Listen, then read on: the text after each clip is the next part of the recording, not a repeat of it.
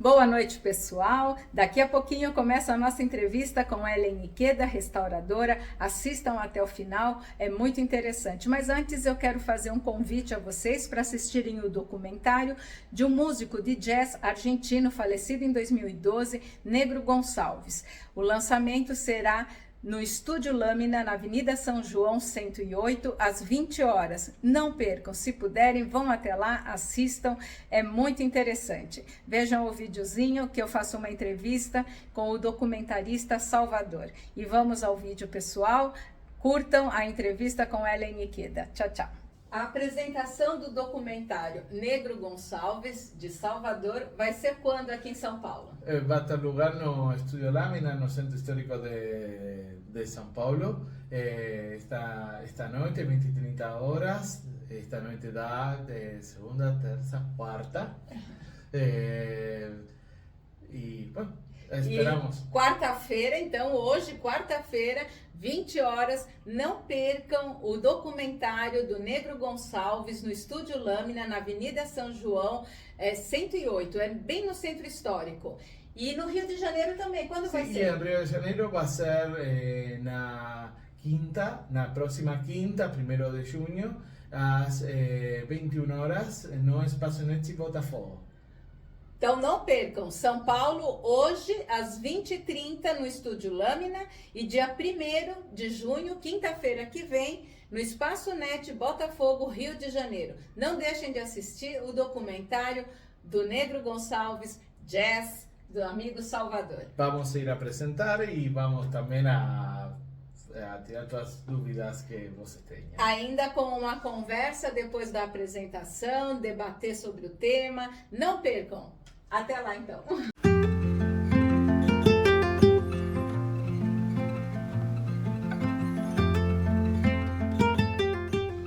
Boa noite, eu sou Cristina Benac e esse é o canal Cristina Benac Art Delivery. Vai ao ar todas as quartas-feiras às 19 horas, sempre com entrevistas interessantes com pessoas ligadas ao universo das artes. Então assistam também os nossos outros vídeos, curtam, compartilhem e não esqueçam de se inscrever no canal. Hoje a nossa entrevista aqui é com a Ellen Ikeda, é uma restauradora que eu já conheço há longa data e vai ser uma conversa muito bacana. Então assiste até o final que vocês vão aprender muita coisa aqui com a Ellen. Ellen, muito obrigada por você estar aqui, é um prazer te receber e a gente poder bater esse papo. E eu queria te perguntar, como é a formação acadêmica do restaurador? Tem universidade? Como é que é esse processo de formação de um restaurador? Na verdade, hoje deve ter alguns cursos acadêmicos para a formação de restauradores, né? Na Federal do Rio de Janeiro, algumas universidades estaduais. Mas na época que nós começamos, né, que introduziu a área de conservação e restauração, que foi a década de 80, dificilmente existia um curso de formação para o restaurador, assim como na época não existia um curso para a formação do arqueólogo, né? Então, normalmente as pessoas que tinham afinidade para trabalhar nessa área vinham das mais diversas áreas de formação. Eu sou bacharel em História, tem gente que vem da área de Belas Artes, arquitetos, designers, né? Mas o importante é que as informações que a gente obtinha eram dentro de museus, laboratórios dentro de museus. Então eu comecei trabalhando no Museu Paulista, no Laboratório de Restauração de Livros e Documentos, na década de 80, depois que eu me formei. Passei para o Museu de Arqueologia, Museu de Arte Contemporânea da USP, Museu Lazar Segal e Fundação Bienal de São Paulo. Isso até 2011. De lá para cá, eu tenho uma microempresa e trabalho como autônoma. Então você está trabalhando como restauradora há quantos anos? Há uns 40 anos. Olha, quanta experiência, né? Quanta coisa você já não deve ter visto, porque o restauro é uma coisa muito incrível, né? Uma vez aconteceu uma coisa curiosa, nós tínhamos um quadro cusquenho do século XVIII de um cliente e pediu para que nós levássemos a um restaurador. E a gente levou na restauradora, ela começou a fazer a limpeza, né, do rosto da santa, né? E aí começou a aparecer por trás flores. Aí ela liga pra gente, olha, tem outro quadro por trás desse. Eu falei, meu Deus, para tudo, né? Aí a gente ligou pro cliente e explicou, olha, tem alguma coisa por trás, a gente não sabe se é da mesma época, como é que foi feito isso, né? O que aconteceu ali? O que nós fazemos? Não, mantenha o original que estava, né? A santa e tal. Então tá bom, ela terminou o restauro e acabou. Mas a gente ficou sabendo que por trás tinham flores. Que negócio é esse, Ellen? Olha que doido. Então, eu soube de casos, geralmente pinturas, né? Pinturas Sim. a óleo, em que se encontra um outro trabalho do mesmo artista por baixo, ou talvez não do mesmo artista, mas como reaproveitamento, porque é uma época, na virada do século XIX para XX, ou antigamente, era muito mais difícil conseguir os materiais, né? Os materiais de arte. E houve um avanço tão grande e espetacular nessa parte de documentação, que eu te diria que hoje, no Instituto de Química da USP e no Instituto de Física, já tem uma equipe especializada para recuperar as imagens que estão por trás dessas originais, né? Então, como documentação. Então, eu digo pintura a óleo, ou mesmo papel, rascunhos, né, que são feitos, os esboços que são feitos por trás, você pode ter uma documentação utilizando luz infravermelho, luz ultravioleta, para recuperar como documento. E outro... Então, através desse processo, eles conseguem fazer uma foto desse quadro do século XVIII, por exemplo, e mostrar o que tem por trás daquilo. O que tem por trás. Uau, que legal! Sem atingir, sem interferir na superfície da obra. Nossa, que bacana! Como documentação fantástica. Como documentação, como história do artista, dos materiais, né? E tem também um avanço muito significativo no campo da recuperação dos documentos que foram escritos com tinta ferrogálica, né? Porque houve uma mudança na formulação da tinta ferrogálica e na virada do século XIX. O que é tinta ferrogálica? É uma tinta que é feita à base de carvão vegetal, que seria a base do nanquim, mas primordialmente na Idade Média, mas que com o passar do tempo foi utilizado algumas substâncias para enegrecer a tinta, né? Escurecer mais a tinta, porque essa tinta com o passar do tempo fica marrom claro e vai até desaparecendo. Então, na época das experimentações e descoberta de produtos químicos, na virada do século XIX para XX, foi utilizado o sulfato de ferro, né? Juntamente com ácido galotânico. A tinta é uma tinta extraída basicamente das galhas, né? Que são os nódulos que a árvore do carvalho ele produz quando tem infestação por insetos, né? E essa protuberância ela é esmagada e é utilizado essa tinta como ácido galotânico para a formulação da tinta ferrogálica. Meu Deus, e quem que descobriu que naquele nozinho tinha... São, assim, pesquisadores, né? Pesquisadores, artesãos, e foi uma época de muita pesquisa sobre os materiais. Mas já vem do conhecimento tradicional, já da Idade Média. Então, os artesãos já tinham domínio, né, da formulação da tinta. E o grande problema dessa tinta na virada do século XIX para XX é justamente o uso do sulfato de ferro, né? Porque além de produzir aquelas falhas onde tem a tinta, ela vai migrando cada vez mais fundo dentro da fibra e ficam os buracos, né, nos traços das escritas, né, porque são os manuscritos. Então tem muitos documentos, mesmo que seja feito com papel neutro, como fibras têxteis, como algodão, eles estão perfurados porque o sulfato de ferro, juntamente com o ácido, ele vai corroendo a fibra. Porque originalmente a tinta ferrogálica era utilizada para pergaminhos, né? O velino, que é a pele, e é um substrato alcalino. E com a passagem do suporte do pergaminho da pele para o papel, aconteceu justamente essa incompatibilidade entre os materiais. E também por causa das inovações que aconteciam, né? Foi a substituição das fibras têxteis, que era do linho, do algodão, para a madeira de folhosas, de pinos, de eucalipto. Então foi essa conjunção de circunstâncias que fez com que nós tivéssemos essa era do mau papel, finzinho do século XIX e começo do XX. E as pessoas que têm essas documentações, né, em que as escritas vão ficando cada vez mais claras, até desaparecendo, elas podem recuperar todo o escrito através dessa técnica, utilizando como fonte de luz, né, ultravioleta ou infravermelho, e um filtro em que recupera todos os escritos, toda a documentação, porque o ferro permanece nos sulcos. Então, como documentação é perfeito, você recupera, mas não tem como reavivar mais a tinta. Não tem como reavivar. Não tem como reavivar. E a grande preocupação, então, é da preservação das tintas, né, dos pigmentos e corantes que foram utilizados por artistas ou pelos escribas, porque não tem como reverter, a recuperar e tornar a tinta mais viva. Né? Que coisa! Então, quem tem esses documentos, o máximo que consegue fazer é recuperar a imagem como documentação. Como né? documentação e preservar da incidência de luz, da temperatura, né, e da umidade. São esses 3 fatores que mais colaboram para o processo de degradação do papel e da tinta. Interessante, né? É mágico, né? Esse trabalho do restauro, da pesquisa dos materiais, das incompatibilidades, né? Muito interessante. Porque muitos artistas autodidatas, imagina, faziam as coisas com o material que tinha, não tinha a menor noção, né? De como fazer que aquilo ficasse, né? Por muitos anos, né? Hoje em dia tem a opção, né, do artista, e ele pode escolher entre os materiais que são permanentes e duráveis e aqueles que não são.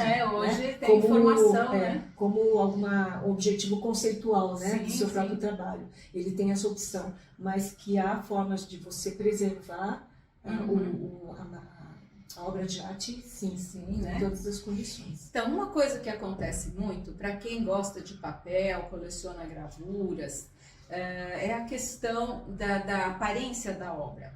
Então, às vezes a gente pega um trabalho que está com manchas, com fungos, manda restaurar e fica novinho, uma coisa. Aí você coloca lá para vender e a pessoa fala, mas isso foi feito agora. Então, eu adotei um critério de não restaurar mais. Aí o cliente que se incomoda com o estado da obra, a gente indica o restaurador e ele leva para restaurar. Mas, conversando com a Ellen, ela explica para a gente algo que é muito interessante, que é o limite da restauração, né, Ellen? Exatamente. Qual é esse limite? O conhecimento que a gente tem que ter, em primeiro lugar, é o respeito à obra do artista, né? Então, os traços, a assinatura e toda a parte impressa, por exemplo, ela tem que ser preservada. Não há como você interferir e recuperar sem ser arbitrário, né? Na recuperação dos traços, ou a assinatura muito menos, e das cores.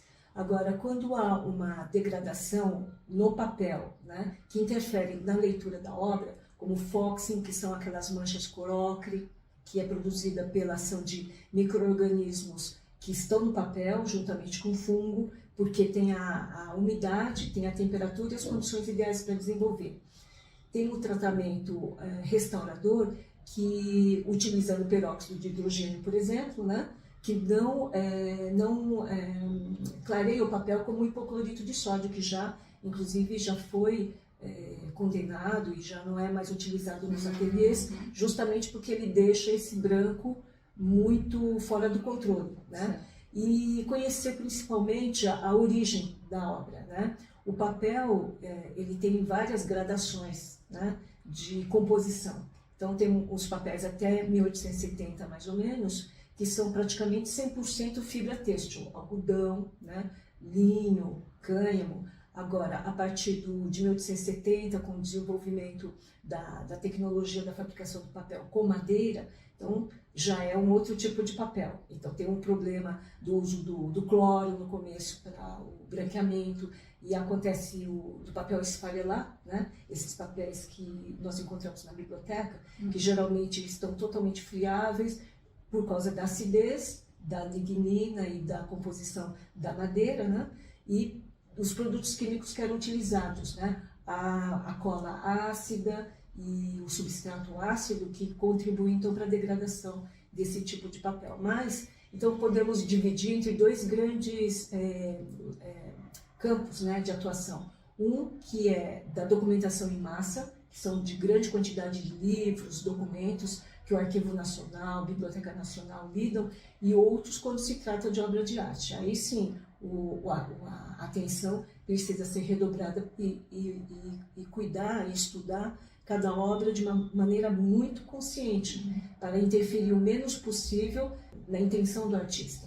Certo. Inclusive o fato de refilar também o papel não é recomendado, porque essa proporção entre o papel e a obra é uma escolha do artista. Sim, isso eu também Então, eu sempre recomendo, não é para mexer. Para caber na moldura, refila o papel. Pois não é? Então, pois é. não se faz. Então, assim, acho que o respeito pela obra de arte é o que vem em primeiro lugar. Sim. E depois tem a metodologia de abordagem, né? Limpeza mecânica, limpeza aquosa, não aquosa para remoção de manchas e fungos, mas no geral, não esperar para ficar muito infestado também de manchas, porque a recuperação é um pouco mais intensa, né? Do que tratar o conjunto na área de conservação. Por isso que o enfoque da década de 80 para cá é mais a conservação da obra que sim. Então, cuidar do ambiente em que a obra vai estar emoldurada, né? O emolduramento em si também, que é muito importante, utilizar papéis neutros, cola não ácida. Aqueles papéis que ficam ressecados, que você se for mexer ele quebra, isso tem como hidratar? Tem como recuperar? Papéis das décadas de 60, 50?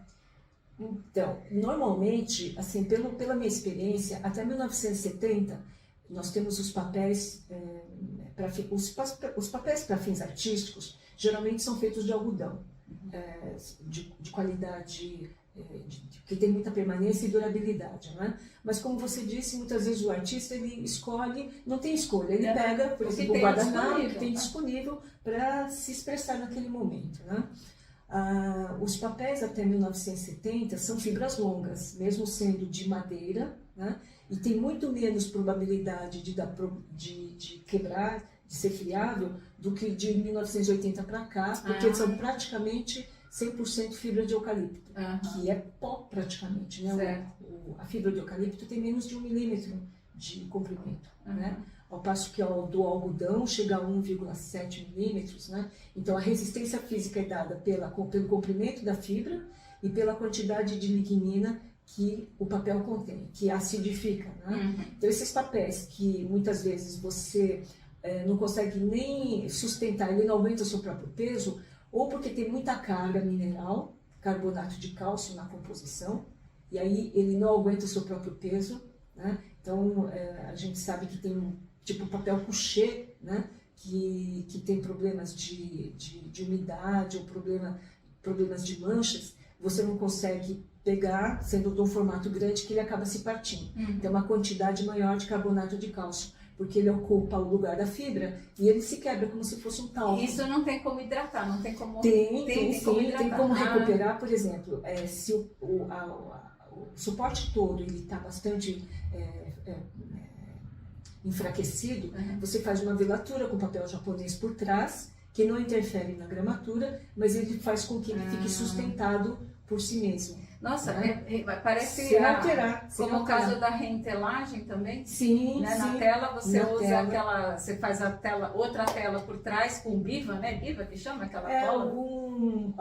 Alguma cola sintética, uma cera, né? Quente. Com uma cera quente dentro, em cima de uma mesa a vácuo, para ela impregnar, né? Então normalmente. E tira o craquelado, né? Tira porque ele vai. Ele puxa. Ele alisa todo, né? Todos os fragmentos. Agora, no papel, qualquer defeito aparece com muita facilidade, qualquer rasgo. Então, a velatura é feita com papel japonês, sempre numa gramatura bem menor, né? Em torno de 10. E ele tem uma fibra tão resistente que faz com que haja sustentação do papel, sem interferir na gramatura do papel original. Mas tem sim como reforçar. E você costuma usar esse processo de lavagem do papel? Ou você costuma mais pontual? Ou as duas coisas? Então, estamos fazendo algum estudo agora, juntamente com uma profissional da área de química, né? Ela é formada em química e tem o pós-doutorado na área de conservação e restauração de documentos gráficos, né? E nós formamos um grupo de estudos, né, junto com a minha orientadora, a professora Dalva, do Instituto de Química da USP, né, para fazer um estudo mais aprofundado sobre do que se trata a degradação da fibra celulósica, né? Quais são os procedimentos utilizados e a interferência dos procedimentos numa recuperação ou numa aceleração da degradação do suporte, né? Então, esse é um estudo bastante interessante, porque normalmente nós que viemos da área de conservação e restauração, da área de humanas, nós não temos um perfil, né, de exatas, né, de ter toda uma metodologia científica para fazer análises, e agora com a junção dessas duas áreas, estamos conseguindo abarcar vários detalhes que são bastante importantes e que no dia a dia as coisas vão passando e não se pensa muito a respeito. Uma delas é sobre o tratamento com banhos de água, né? No começo, na década de 80, sempre se fazia, mesmo não necessitando fazer o tratamento dando banhos, né, no papel, porque era o procedimento que vinha lá da Itália, da Espanha, depois que... E é assustador, porque você Sim. vê fazer, você fala, pronto, perdi a gravura, acabou. Exatamente. E aí seca e fica perfeito. Mas assim, tem várias etapas, né, para recuperação. Por exemplo, se são manchas de água, manchas de fungo, porque tem dois tipos de fungos, os fungos manchadores e os apodrecedores, né? Então, tem determinadas condições que não tem como você fazer o tratamento, tirar as manchas, desacidificar sem remover os solúveis que estão na reação química, né? Porque você tem a acidez de um lado, você entra com uma solução alcalina. Então, alcalino mais o ácido forma um sal, e esse sal precisa sair do substrato, né? Então, nesse caso é necessário. Mas hoje tem um questionamento muito grande em relação aos banhos, e pelo que eu percebi, muitas instituições evitaram, né, essa prática de laboratório e ficam na parte de conservação, e que também é uma opção, né? É uma posição da instituição.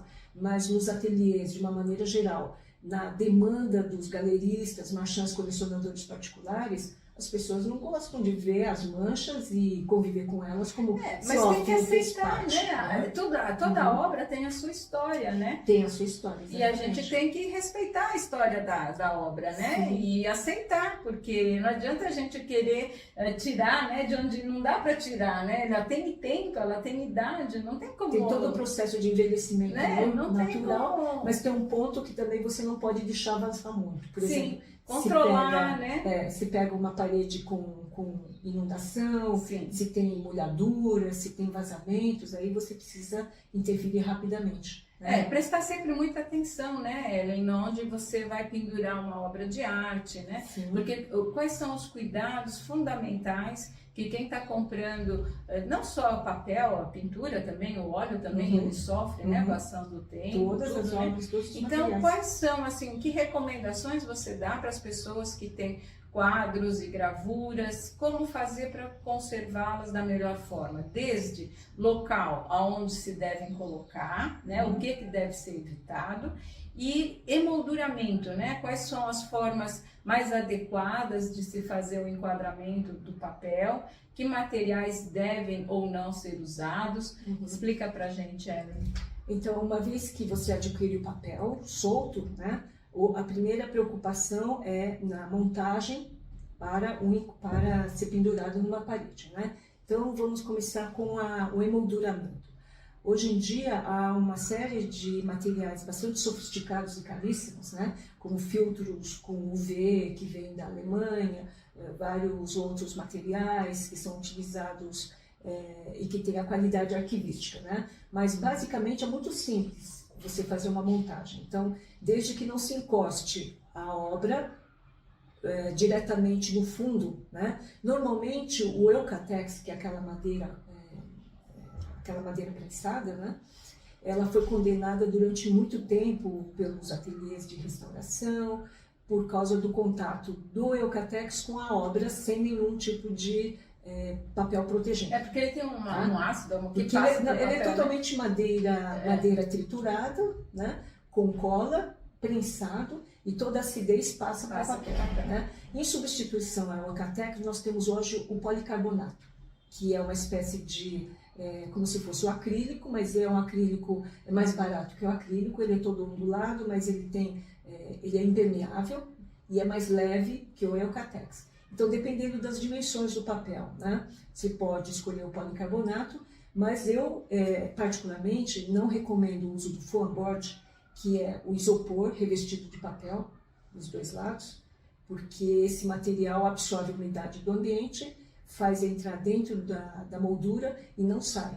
Então, aquele microclima é favorável ao desenvolvimento de fungos com muita rapidez. Fungos e fóxia, né?